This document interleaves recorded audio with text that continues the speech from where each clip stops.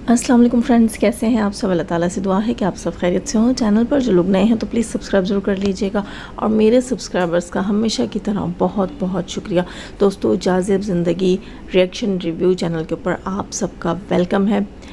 नैना दो मुँह वाली है, दो मुँह वाली तो तलवार भी होती है, दो मुँह वाली तो नागिन भी होती है। ठिस, ठिस, ऐसी आवाज़ आती है ना, ला हौला वला कुव्वत।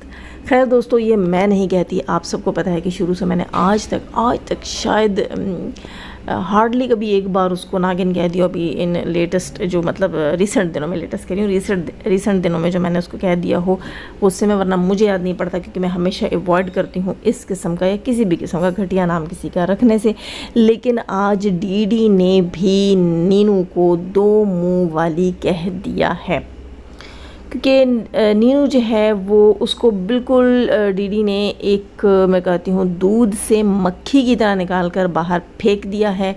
क्यों फेंक दिया है ये आप सब अच्छे से जानते हैं कि ये इन दोनों बहन भाइयों के बीच में पार्टीबाजी हो रही थी। पार्टीबाजी इस तरह हो रही थी कि ग्रुपिंग हो रही थी। एक ग्रुप जो है वो सितारा के साथ, और एक ग्रुप आप सबको पता है शुरू से ही जो है वो एक ग्रुप सितारा के साथ, और एक ग्रुप जो सितारा के ख़िलाफ़ था वो उसकी बहन सदमा बाजी के साथ था। तो ये जो नीनू है ये और इसका भाई एक ही फैमिली, एक ही घर के अंदर से हैं, लेकिन नीनू जो है वो सदमा बाजी के ग्रुप में और डीडी जो है वो सितारा बाजी के ग्रुप में था। अब जब इनके घर के मामलात हैं, हालांकि ये इनके घर के मामलात हैं, इनमें जो है वो मेरे ख़्याल से तो नीनू हिस्सा ले सकती है, लेकिन यहाँ पर डीडी ने अपने रिएक्शन के ज़रिए नीनू को दो टोक जवाब दे दिया, टका सा जवाब दे दिया, या उल्टे हाथ का मुंह पर दे दिया, ऐसे ही कुछ कह सकते हैं। यानी कि डीडी ने नीनू को जो है वो बिल्कुल साइड लाइन करा दिया और उसने कहा है कि जो हमारे घर के मामले हैं इनके बारे में तुम्हें नहीं मालूम है, और अगर कुछ मालूम भी है, क्योंकि कुछ चीज़ों का जो है वो नीनू को मालूम भी था, ज़ाहिर है डीडी को मालूम होगा, बाबर को मालूम होगा, बाबर को मालूम होगा तो नीनू को मालूम होगा। तो इस लिहाज से डीडी ने ये कहा कि कुछ बातें जो हैं वो तुम्हें हमने बताई भी हैं, कुछ का तुम्हें मालूम भी है, कुछ का नहीं भी मालूम, लेकिन अगर मालूम भी है तो तुम्हारा कोई लेना देना नहीं है, तुम्हारा कोई कंसर्न नहीं है। मेरे बाप की पहली बीवी भाग गई, वो लोग लालची थे, ये थे, वो थे, ब्ला ब्ला ब्ला ब्ला। क्योंकि तुम दूसरे ग्रुप से ताल्लुक़ रखती हो तो तुम्हारा इससे कोई लेना देना नहीं होना चाहिए। हमारे घर के मामले में, यानी कि इसके बाप की शादी के मामले में तुम किसी भी तरीके से इंटरफेयर नहीं करोगी। देखिए दोस्तों, ये YouTube कैसी चीज़ है, एक घर के अंदर ही इसने बहन भाइयों को एक दूसरे का दुश्मन बना दिया है, क्या कहें। लेकिन इसमें खाली YouTube का हाथ नहीं है, अब हर चीज़ के लिए YouTube को बदनाम करना मेरे ख्याल से सही बात नहीं होगी।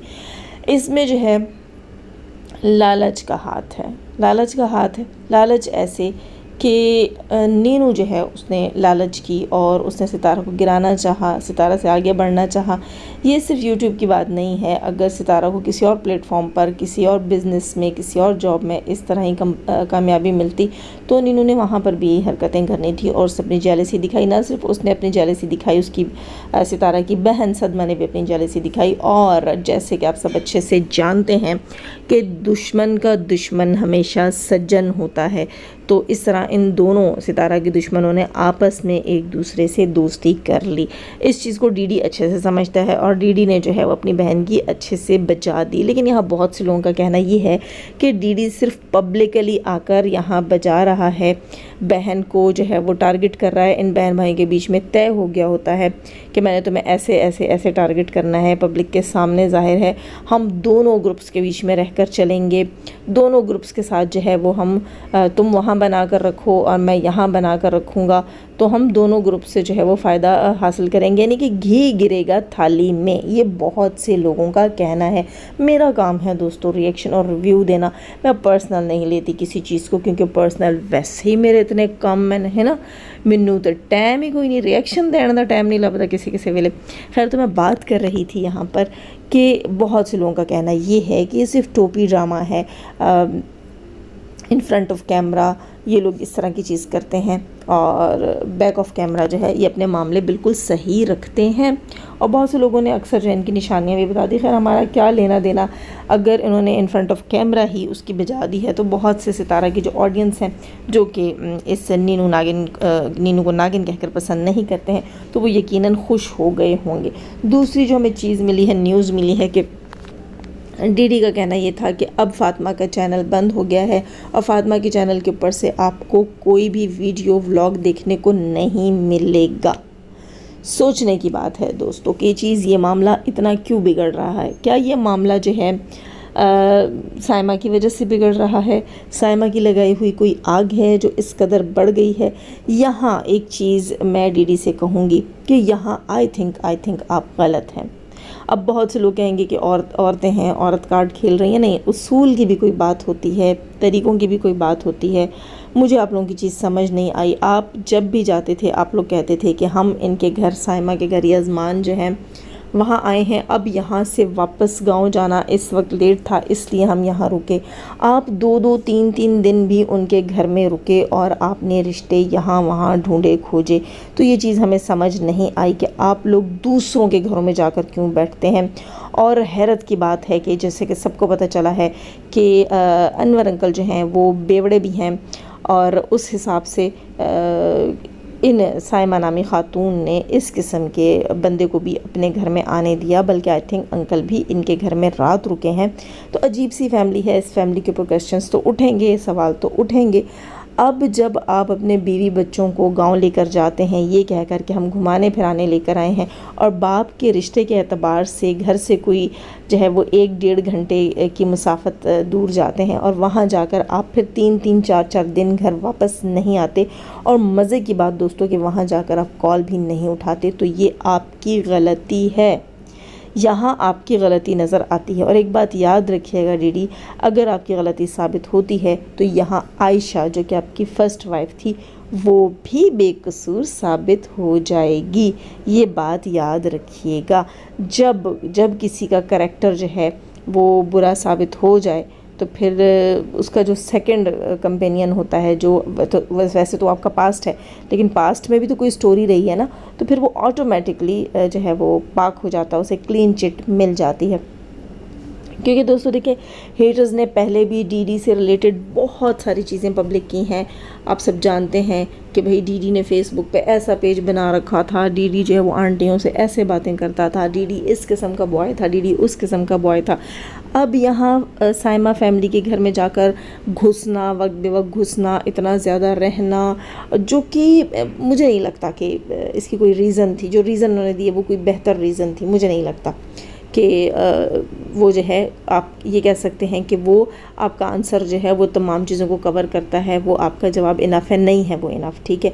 वो आपकी अपनी ही कोई सेल्फ सेटिस्फेक्शन थी, जो आप चाहते थे कि आप यहाँ रहें, एंजॉय करें, एसी चल रहा, आप इनके घर में बैठे हुए हों, या तो आप ये कह लें कि आप सुस्त हैं तो आपको वहाँ आराम पसंद थे, तो आप आराम में थे, आप खुश थे, या फिर आप कह दें कि हाँ सच में साइमा जैसी बातें जो है वो जैसे रूमर्स फैला रही है तो वो सच है। क्योंकि देखिए दोस्तों, साइमा भी यहाँ चीज़ें ख़राब करने में जो है उसका बराबर का हाथ है। मुझे किसी ने कहा है कि डीडी ने उनके चैनल्स को अपनी कम्युनिटी पे लगाया है। ये चीज़ सुना है कि फ़ातिमा को बुरी लगी है। मुझे नहीं पता फ़ातिमा को चीज़ बुरी लगी नहीं लगी, वैसे लगनी चाहिए, उसकी बीवी है।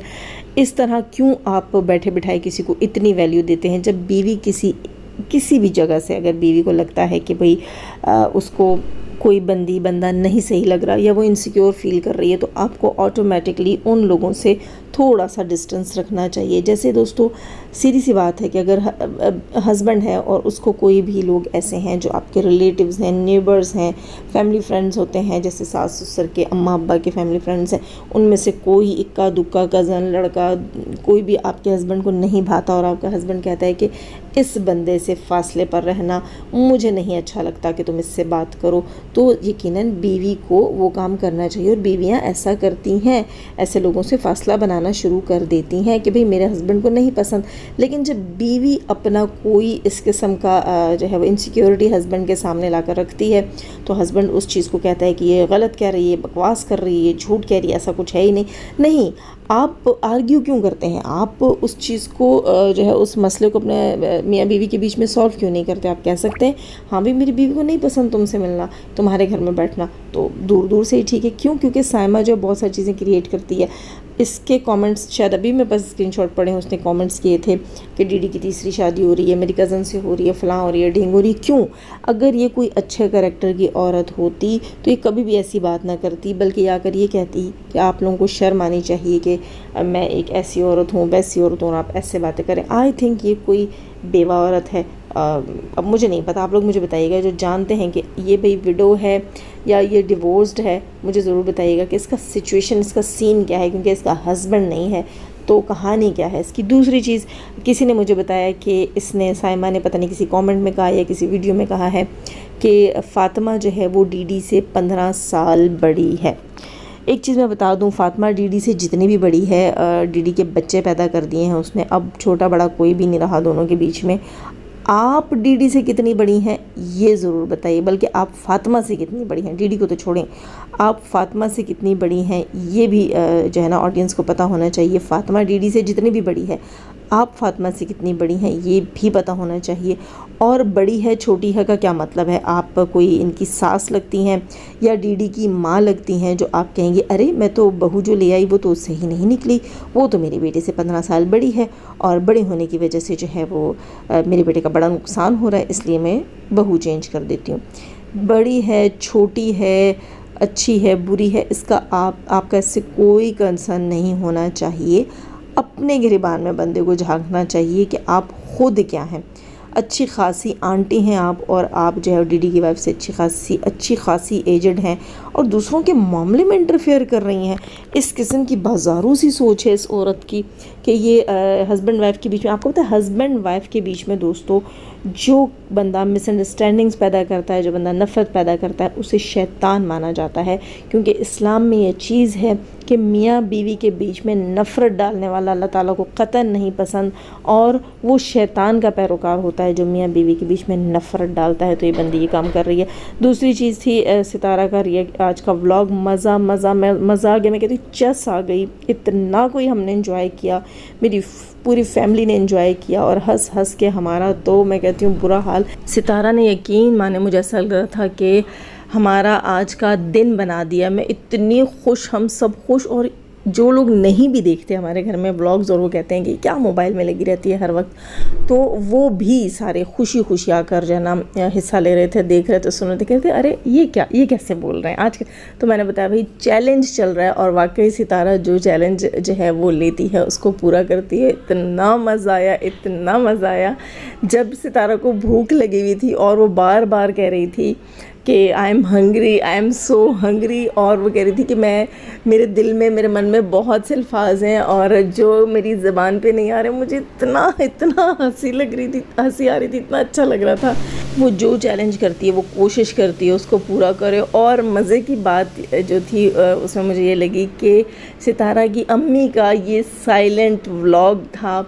साजिद भाई ने भी थोड़ी बहुत कोशिश की इंग्लिश बोलने की, लेकिन आंटी जो है, आंटी ने, मैंने सोचा था कि आंटी की तरफ से ये लोग कोई भी आंटी से बात करेंगे, मुख्तलिफ बातें करेंगे और आंटी वहाँ पर यस नो बोलेंगी तो और मज़ा आएगा। लेकिन माशाल्लाह बहुत इन्जॉय किया हमने, बहुत ज़्यादा मज़ा आया, बहुत ही ज़्यादा मज़ा आया। सितारा मुझे तो बहुत प्यारी लग रही थी जब गाड़ी की बैक सीट पर बैठकर जो है वो मुस्तफ़ा के साथ जो है वो मुस्तफ़ा की सीट के पीछे से फेस आगे करके ऐसे लपक के बात कर रही थी, तो बहुत अच्छी लग रही थी। मैंने स्क्रीनशॉट लिया था, हो सकता है मैं थंबनेल पर वो ही लगाऊं।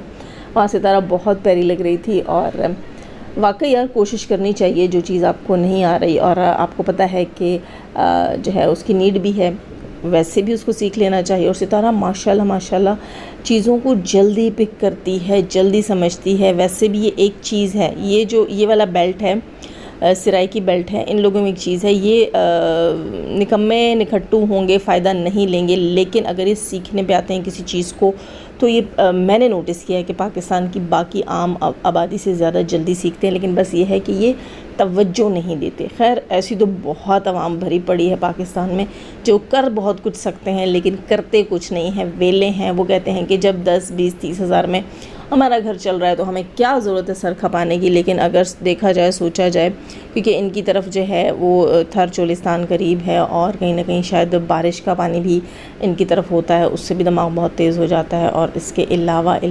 तेल बहुत चुपड़ते हैं ये लोग बचपन में सरों में अपने बच्चों के। वैसे अब तो इनकी फैमिली में मुझे देखने को नहीं मिलता है, शायद हम स्क्रीन के इस तरफ हैं तो पता नहीं चलता, वरना मैंने जितनी सराय की फैमिलीज़ देखी हैं बहुत ज़्यादा तेल चुपड़ते हैं बच्चों के सर में। पता नहीं वो रीज़न होती है या वैसे ही कुदरती कोई रीज़न होता है। ये लोग बहुत जल्दी पिक करते हैं, जल्दी सीखते हैं। कोई लैंग्वेज हो, कोई टेक्निकल काम हो, कोई भी चीज़ हो, ये लोग जल्दी सीखते हैं। मैं चीज़ें भूल जाती हूँ, मैं अगर कोशिश भी करती हूँ किसी चीज़ को प्रैक्टिस में लाने की तो मैं उसे भूल जाती हूँ। लेकिन सितारा माशाल्लाह यार लग ही नहीं रहा था कि इस बंदी की स्कूलिंग इतनी कम हुई है। और हंसी आ रही थी जब सितारा कह रही थी इंग्लिश बोल के मेरा मुंह थक गया है। और आखिर में जब एंड किया उसने, उसके बाद उसने सुख का सांस लिया और थोड़ी सी बात उर्दू में की। सितारा आपने हमारा मज़ा करा दिया यार। मैं कहती हूँ सितारा का व्लॉग एक फुल पैकेज है और हमें बड़े मज़े कराती है सितारा। उसके व्लॉग में हमें सब देखने को मिलता है, हंसी है, खुशी है और नई चीज़ें हैं जो एक्सपेरिमेंट्स हम करने चाहते हैं अपनी लाइफ में वो हैं, घूमना है, सब कुछ है। और रियलिटी से करीब इस तरह है कि उसकी ज़िंदगी के दुख, उसके पेड रिलेटिव्स, सब कुछ हमें वहाँ देखने को मिलता है। खैर दोस्तों, दुआ है कि डीडी और फातिमा के बीच के मामला ठीक हों, क्योंकि अगर फातिमा का चैनल बंद करवाता है डीडी तो यकीनन डीडी के चैनल को भी होगा नुकसान। मुझे लगता नहीं है कि इसका चैनल बंद करवाएगा। बंद करवाना होता तो अभी तक सब कुछ डिलीट कर दिया गया होता। सिर्फ एक शोशा छोड़ा गया है कि फातिमा अब अपने चैनल पर काम नहीं करेगी। मे बी 1-2 दिन रोक कर देखा जाए कि ऑडियंस मेरे साथ क्या करती है। डीडी को नहीं मालूम कि अगर सच में उसने फातिमा का चैनल डिलीट किया तो उसके अपने चैनल के साथ क्या हो जाएगा, क्या हो सकता है। ये मैं धमकी नहीं दे रही भाई, मैं तो रिएक्शन और रिव्यूज़ देती हूँ। करती तो सब कुछ जनता है और जनता जो करती है वो तो वक्त आने पर ही पता चलता है कि जनता आज क्या करने वाली है और जनता ने क्या कर डाला। खैर दोस्तों, लाइक कीजिएगा और सब्सक्राइब कर ही दीजिएगा। अपने प्यारे खूबसूरत और मुबारक हाथों से सब्सक्रिप्शन के बेल पर क्लिक कीजिए और ऑल के नोटिफिकेशन पर भी क्लिक कर दीजिए और लाइक तो वैसे ही प्रेस कर दिया करें। आपका बहुत बहुत शुक्रिया। जाने से पहले हमेशा की तरह दुआ, अल्लाह ताला हमें आसानियाँ अता फरमाए, आसानियाँ बांटने की तौफीक अता फरमाए और शैतान से मर्दों औरतों से रखे हमें, हमारे चैनल, हमारे पैनल, हमारी फैमिली, हमारी कंट्री को महफूज। आमीन सुम आमीन। अपना बहुत सारा ख्याल रखिएगा, अपनी दुआओं में मुझे भी याद रखिएगा। अल्लाह हाफ़िज़।